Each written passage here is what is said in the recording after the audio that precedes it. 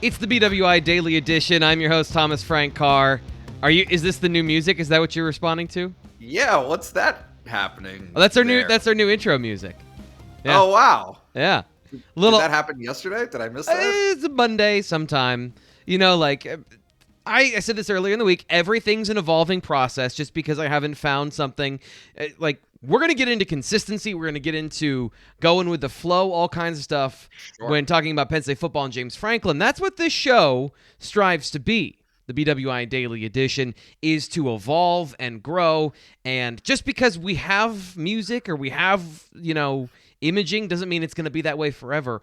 As soon as something better pops up, we're going with it. It's like the transfer portal. It's important to be able to change on the fly. Is that what you're saying? That's exactly what I'm saying. That is exactly what I'm saying. Great point. Normally, you and I, with James Franklin speaking earlier today on the traditional signing day, the range of topics he covered, we could go an hour and a half easily on this show, talking about all those things, wrapping it all up, putting in a bow, giving it context, putting paintings and watercolors together to illustrate our points. But because it's such a busy day, we're kind of up against the clock. So we're going to get through the important stuff, but we're going to continue this conversation tomorrow. Can I pencil you in for tomorrow, Nate, to get into some of the chewy stuff? You know that brevity is not my strong suit. Which is why we're condensing this canned soup down into the orange juice you buy in the freezer. We're not going to be squeezing our own juice today. So I want to get into a couple of the topics that James Franklin talked about on National Signing Day, and a couple of them. I'm going to start with consistency. I think is where I want to start. Actually. Okay. I'm not sure. I'm not quite sure because I don't remember which one I put the graphic on to start with. Let's talk about the portal because this is to your point about the ability and the flexibility to evolve with the times. And James Franklin mentioned this in a lot of different ways and scenarios during his press conference. I think a really good example is our spring semester starts earlier than most. And when guys are looking to get into the transfer portal and be somewhere for spring ball, we can't use the normal admissions process that's always existed to get a guy in. There's going to have to be some flexibility. There was a fairly prominent school, that just got some guys, on their campus and in class, and they have a similar academic schedule that we have, and they were able to get guys into school.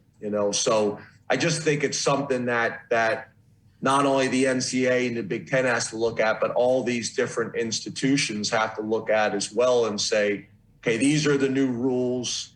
These are the new realities. And are we willing and what do we need to do to position our programs and our school in the best light to take advantage of these things?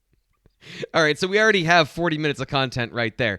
There's so many layers to that, Nate. First off, we look at rules in general about admissions and enrollment and all of this stuff as set in stone, but when you think about it, they're just decisions we all make together and agree upon. So where does that rule come from, and how do you go about changing it if you're James Franklin or Penn State, or is it the state of Pennsylvania? Yeah, that's the conversation, and that's the point is all of the things that are hiccups and hurdles to being able to do certain things are choices. It's not a law that Penn State can't accept a new student in the middle of the semester, right? We've had weirder laws, but yeah. But it's a choice. It's a decision that Penn State has made, and that obviously, inhibits the ability to bring somebody in after the academic calendar has begun in the spring. And so, I think like that is one of many examples that James Franklin talked about during the day on Wednesday was, look, there's if you're wondering why Penn State's movement into the program has been limited from a transfer portal perspective, like he's telling you. Yeah. He's telling you what some of the hangups are and why people should adjust their expectations to, and we've talked about this many times, to the spring now, right? Yeah. Like it's going to be on the backside of the spring semester when Penn State can start bringing transfer guys in again. Yeah. And that does, I've kind of downplayed that. I think I've been the one guy downplaying that, of saying, at this point, you need to get the talent in the door. Whether it doesn't matter if the train has sailed for getting them here for winter conditioning. That's a big part of it. But getting the talent in the door at defensive end, at offensive line, doesn't matter. You need to get those guys in here, and there are still quality players out there. But if there was a way to enroll them mid-semester and they could hop in the middle of a lifting session, just one day they're at North Texas, or they're at Cornell, or they're at Vanderbilt, and then suddenly they show up on campus. For instance, they show up and they're now all of a sudden they're lifting next to Caden Wallace, or they're lifting next to Devon Ellis, then there you go. It's your problem solved. Yep. Yeah, and I think that it's just academically there are like not just the enrollment period, but the fact of having certain academic standards that have to be hit before you can and like it's just a muddy process. I mean, I think that's the overarching theme is you've got this muddy process where it takes time. It's like a home inspection where you go to them and they come back to you and you go to them. And so something that you might want to take a couple of days takes 6 weeks. Like there has to be that option out there in some capacity to speed the process up, right? Like the passport application, and there's two things. It's like $60 or $65 and you might get it back in 6 months, or check here for $150. You can get it in 2 weeks. It's the fast pass at Disney. James Franklin is trying to get the fast pass. Yeah. That's what he's trying to do. Yeah. And he also brought up something that is, we've talked about this on a variety of levels, and we've mentioned these things before as things that are going to change. He specifically brought up scholarship limits and the model still having vestiges of the old guard despite changing radically in the last 2 years. Signing numbers in terms of whether it's the hard cap or whether it's initials, we're using a model that was built for college football 20 years ago, and that's really no longer the model. It's changed dramatically. So I think not only does there need to be flexibility on these college campuses, but there needs to be flexibility, at the Big Ten and NCAA level as well. To make sure that we're putting our programs in the best position to respond, when change happens. So the first thing that comes to mind is in the offseason, NFL teams are allowed to carry, I think, 93 players, a 30 extra. That's it. The problem is they get cut come training camp, and you don't want to be cutting kids at training camp if this is going to be, unless you go full NFL model. And that's what it seems the Big Ten and James Franklin specifically doesn't want to do. But there has to be some leeway here when it comes to numbers, the cap, the hard cap, all those things. What are some of your thoughts on that matter, and how can that be massaged? Yeah, I don't know that I can speak all that knowledgeably to the specifics in terms of what's proposed out there. But I do think, the notion of, hey, maybe look, like they changed to 85 scholarships how many years ago? And maybe that needs to be adjusted. Maybe it's 85 normal scholarships and 5 transfer scholarships. Just something to create a construct that works with what everyone's dealing with now. Right? Like, I mean, if you can't, if you can't possibly understand exactly what your roster is going to look like at the end of a season, right? Because a bunch of players in January and then a bunch of players in May are all going to decide to transfer out of the program for various reasons. That makes it next to impossible to nail down how many scholarships you have available to give out and to offer people. And so I just think that makes it this tough kind of unreasonable expectation that everyone is going to be able to juggle, right? This act of managing a roster at this level at this point.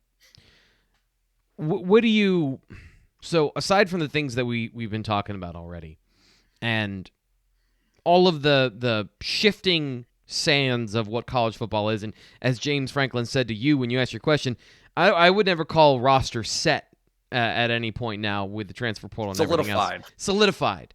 What else stood out to you about James Franklin and his comments and the overarching feeling you got from him on National Signing Day when he talked about these topics?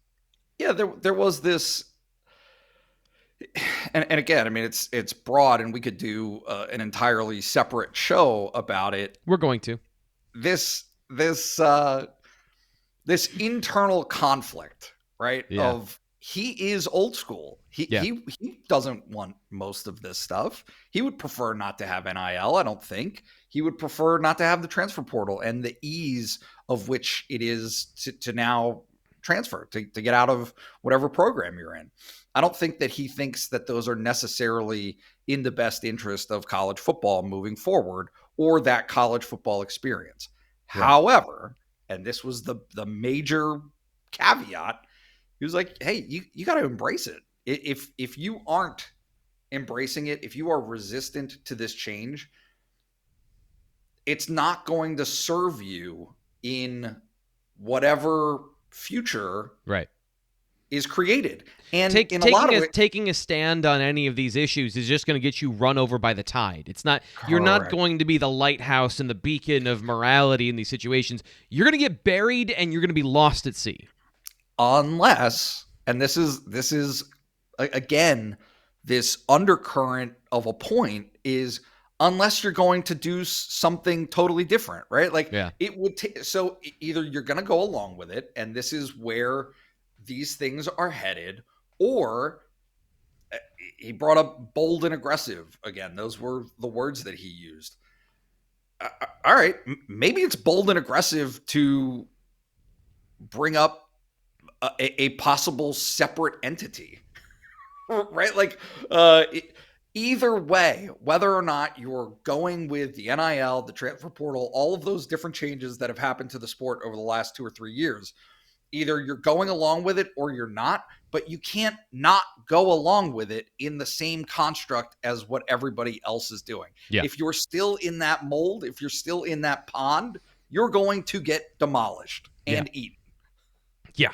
That actually, it leads into what he talks about here, and I want to take this particular next point that James Franklin made and kind of spin it out into something that has been a part of Penn State's I think narrative with Franklin as the head coach. I'm a guy that likes the structure and I like the consistency that we've been able to have. I'd prefer not to have the changes that we've had, but you better embrace them. You know, I think that's something that not only am I preaching to the administration and the fans and when I answer your guys' questions, but I'm also talking to myself about that as well. So basically everything you just said is what he said there. But when I heard that, it's something that I've thought for a while is when you hear James Franklin say 1-0, 1-0, 1-0, people have mantras not just to have them, but because they either need them or believe in them. Like the ability and the inability to overcome tough losses. James Franklin, as you mentioned, is an old school coach. He is an emotional guy. You get that finally to see that in that little window after games when you are asking questions in the moment. He's out on the field. He's in his element. He's a little less guarded. He's a little less polished. He's a little more who he is. And you can see he's a really emotional guy. So when it comes to 1-0 and the letting a loss bleed into 2, like, it's also, that's a part of his personality because he wants to win so badly. And I think people give the opposite meaning to those things when they see them. And I just find that fascinating. Yeah. No, I mean, serenity now, right? I don't think that there is any downside for him to trying to hyper-focus everything, right? If I thought anything about today's press conference, it was that there could be 30 different standalone stories written about all of the different subjects and topics that were covered. And it's a hurricane. It's a tornado. Like there's just Yeah. there is so much involved in this, and specifically at that position as the head coach of a major college football program that you have to deal with, that you are trying to adjust to and set a course to and figure out the best path forward. That, yeah, it does make sense when you look at 1-0, when you look at the way that he tries to minimize isn't the right word, but again, like hyper focus to narrow things down, to bring things into a smaller frame to deal with. It again, like it makes sense. I just think it makes it more relatable to people. I think self-aware people, smart people, set up guardrails in their own life to prevent bad habits that they know about themselves and things they want to change and fix, but maybe against their nature. I think it makes that whole thing way more relatable when you consider the source and you consider the person and you hear it as an internal thing, as a personal thing. So it's not just a guy up there selling you on something. He's like, it's a belief. It is something that he has to do for the organization. And for the most part, they've been able to do that. There are some pretty tough losses that they've sustained. And I'm really leaning into this 1-0 thing, but it goes to all the things he talks about of competing every single day and competing in all facets in all areas. And there's this sense that people aren't hearing that when he says it. Or I think fans or people that are contrarians about his time as the head coach, that they point to just the win-loss record, and it's like, we pull back and we look at all of these topics, and you mentioned like a hurricane of things. You got to build in some of these insulating ideas and mantras in your life so that you can get through all of it. And to me, it makes the whole thing much more relatable. And I think at times the problem is, I think it humanizes him a little more. Yeah, I mean, look, I think that dealing and interacting with him on a professional level, certainly, if you're on the outside looking in, it's a game, right? It's football. Yeah. And who cares? Doesn't matter. Like, do you know anything about the personality of the Buffalo Bills head coach? I do, but I don't even know who that is. Like, that's because I care and I'm a fan. But yeah. Okay, but I'm just saying, like, if person X was replaced in 2 years, you'd move on to whoever that next person is. Sure, like, somebody else would fill that position, and you would still care more about the results. You would still care more about whether or not Buffalo had won the Super. Well, I mean, that's unrealistic, but you know what I'm saying. It's very realistic. It was 13 seconds away. Anyway, no. So, but with James, like, look, if you're me or you or somebody who is around the program constantly, like, he can't fake it.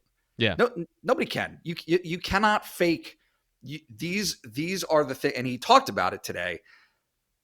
With all of this other stuff that's happening, if you don't have some anchor core philosophies that are going to be a roadmap for you, or the stabilizing force, you're not going to make it. Like, you're not going to be able to move the program forward. And those things are all necessary. And I think that he feels very strongly that he has those. Yeah. They haven't changed, right? The 4 core pillars, like all this stuff, competing in everything you do, everybody knows what they are at this point. But if those aren't present, then you're going to find yourself adrift. And I feel like with all of the things that are happening right now in college football specifically, he feels as though, and he says this, that you can navigate those, and right, like, if you're willing to embrace what those changes are, you'll be able to move forward. You'll be able to change things in a positive direction. But if you are like resistant to all of that, you're not gonna be able to find success. Well, I appreciate you indulging me on some deeper psychology level things. I find that stuff fascinating. I didn't know we were going to go there. Yeah, maybe I sprung that one on you a little bit, but let's talk about something else that's much more concrete. Let's talk about football. Let's talk about position battles. Let's talk about Sean Clifford. Yeah, Sean's our returning starter. There's no doubt about that. But yeah, there's competition at every position, and obviously it's more challenging. At any position to unseat a returning starter who's been doing it for a couple years. But there's competition across the board at every single position, and you rebuild your team every single year. And there'll be competition at every single position, including the quarterback position. What did that mean? That was the art of coach speak right there. I think it's what it's always been, which is I do think people kill me for this or are going to kill me for this, and I get it.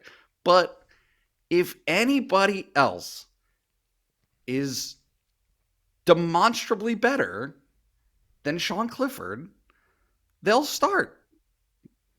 But it doesn't change the reality that he's the returning starter. Right. He has started. He has, like, it's not a hey, he was the starter for the last 4 games of the year, right? Yeah. Like, let's say he got hurt and Christian Veilleux came in and Christian Veilleux started for the last half of the year, right? Yeah. So Christian Veilleux starts the last 6 games. Sean Clifford doesn't come back from injury. Would James Franklin describe Christian Veilleux as the returning starter? And the answer is probably not.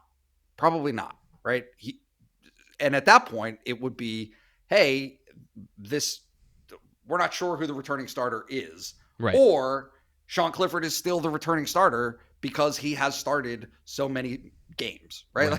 I don't think that he, and he has said this before, I don't think that there is a firm commitment to someone who is injured just automatically being given their job back because they were hurt, right? So like PJ Mustafer, for instance, who obviously anybody at full strength would consider him to be a shoo-in to be a starter next season. Absolutely. Yeah. But if he's not, somebody else could wedge their way in there. Yeah. Well, this is me circling around. Sean Clifford's not hurt. Sean Clifford started 12 games this past season. Yeah. He missed 1 because he was puking everywhere, right? And so for Sean Clifford to be coming out of 3 years as a starter with a couple of hiccups, once during the 2020 season and then 1 game lost due to illness during the 2021 season, he is still the returning starter. Somebody that wants to unseat the returning starter, you gotta take them down, right? Like you gotta prove. So it goes back to what we said this offseason, and I said about winter conditioning, is you've got to check every single box to beat Sean Clifford. You've got to be bigger and stronger, and you've got to lead people in the weight room. You've got to be a driving force and improvement in the offseason. Now, the question is there enough oxygen for that to happen without dividing your locker room? So can you lead workouts in the summer if you're Christian Veilleux, or do you have to defer to Clifford? Can you be a co-leader? Like, how does that dynamic work? Is there enough room for that to happen? But the point remains, you have to overcome all of these advantages that Sean Clifford has thanks to time and time on the job. And that's basically what James Franklin said, is it's hard to beat out a returning starter because there's so much more data and information. There's so much more comfort. There's so much more experience being the starter. And I was trying to have some fun with it to start because I know people get grip the steering wheel with white knuckles mad about this topic. But that's the reality. That's what he's saying, is he's not going to say that no one can ever unseat Sean Clifford, but he's our starter and will compete at every position, and it's technically open, but come on, you have to be better than Sean Clifford. Again, not just in production, not just the end result, in the process to get to start. So But that is open. That is open. Like I'm not saying that there isn't an inherent advantage. It's a soft there. open. Like, I mean, I guess that's the point. That is the point of the disgruntled or frustrated person watching or hearing this, is that what you're saying is it's open, but in no way is it open to in the realm of reasonable expectation. Like, the reality is Sean Clifford's going to be the starter next year, and people don't want that reality, so they want to hear that there's the option for a reality. And really, that's what we're talking about, the probability of somebody else being better than Sean Clifford when they're all redshirt freshmen or true freshmen. So that's the frustration. That's the part that I think, for a Penn State fan that wants a different future, that reality is not presenting itself. And by the way James Franklin talked about it, I don't know that he's seen a lot of evidence of Christian Veilleux, or at least he's not going to talk about anything that he's seen that gap has closed. Yeah, but I think that the thing that gets lost is that Sean Clifford. There are two things to consider, right? One is, yes, Sean Clifford has a history that these other guys don't, and so they have to build in terms of the data set that Penn State's coaching staff is going to consider from. Yeah. However, for as much of an advantage as that might be for Sean Clifford, it also could be a disadvantage because he has demonstrated in certain respects his faults, right? Like, oh, for sure. Yeah. He's not going to be a different person next year. He's not going to be a different quarterback. Yep. He is who he is. This much has been shown over 3 years as a starter. And so if someone comes in and shows an ability but while checking all of those other boxes, shows an ability that is very clearly better than what Sean Clifford has performed in the past, they will have to consider that. Yeah. That will have to be part of the equation for them. Got to let these there's so much more to talk about, but we got to let this go. That's why, I'm not really a great host sometimes because I just want to talk about it more. We got to get to the last thing, which is the latest commit. There were 2 today on National Signing Day. We're recording on Wednesday. And one of them is a offensive lineman from Washington. Officially, Vega Ione is signed in our class as well. A 6'4", 330 offensive lineman out of Graham, Washington, Graham Capucin High School, and Coach Curl out there. Really excited as a young man that came on campus on an official visit with his mom, brother, and sister. He's one of 9 children. He's the youngest of 9 children. You're talking about a guy that was part of a state championship team this year as well. A guy that we think is going to physically have the opportunity to come in and compete early on in his career. But talking about another high-level offensive lineman that played for a really, really good high school. And obviously from an academic perspective too, is a great fit for Penn State. So 330 pounds. So we had him listed most recently at 280 in the On3 database. That changes everything. Watching him on film, having that new information, having 330 pounds and the way he moves. And if you want to go back and watch some of Ryan Snyder and my conversation about Vega Ione over the last couple of weeks, first off, we're pronouncing his name wrong the entire time. But some of those highlights, and there's going to be a T. Frank's film room about him going forward, is like, yeah, as James Franklin talked about, coming in and competing early, he is fast, aggressive, great feet, and he's 330. That translates to the college football level immediately. So something positive to end on, Nate. It's not a question, just something positive to end on. I have a question because I don't follow these things as closely. Why doesn't he get the rankings love that? Truthfully, at this point, I've watched some of his tape. I haven't gotten into a full game of his. But the main thing is if you're not a tackle, if you're not 6'5", you don't have incredible length, then you probably aren't going to be considered a very high prospect. Also, our rankings and our, the database is accurate on the information we have. So if he gained 50 pounds in the last 6 months, that's going to change everything. So, right. Coming in and being the same size roughly as Landon Tangwall with his physical skills that Ione has, That changes my evaluation. That changes those metrics. That if you saw him early and his frame filled out and like you thought, he's got the size to do it, and now you see not only does he have the size to do it, he maintained his speed and his quickness and his quick feet. Yeah, that changes your analysis. That changes your perspective. So late bloomers are a thing. He's obviously been a guy that's been in and out of recruitment with Washington and their situation with their head coach leaving. So, there's 1,000 different factors. But to me, like just looking at the information I have on hand, he probably is a late bloomer in this process. Good for them. That help. Look, anything that comes in on the offensive line that has a chance to compete and that has a chance to provide some stability there is a bonus for Penn State football at this point. Yeah, and so the last thing, and I'll get into more of this in his film later in the week, but with those things, and I know that people will say like, well, you should know X, Y, or Z, but like if he's doing it at 280, that is different. I'm just going to say it again. It's different than if he's doing it at 330. And with that piece of information, in Penn State's system, one thing they missed last year was that they missed explosiveness. The guys that they had were quick and had good speed. Juice Scruggs has good speed in the open field, but explosive strength to reach block and get on the other side of defensive linemen and to make a difference and literally make an impact on the defensive line and move them off the ball. You need that explosive size and strength. He's got the markings to do all of those things. He's got all of the factors necessary from the quick feet to the size to the strength to really fit well in Penn State's zone blocking system.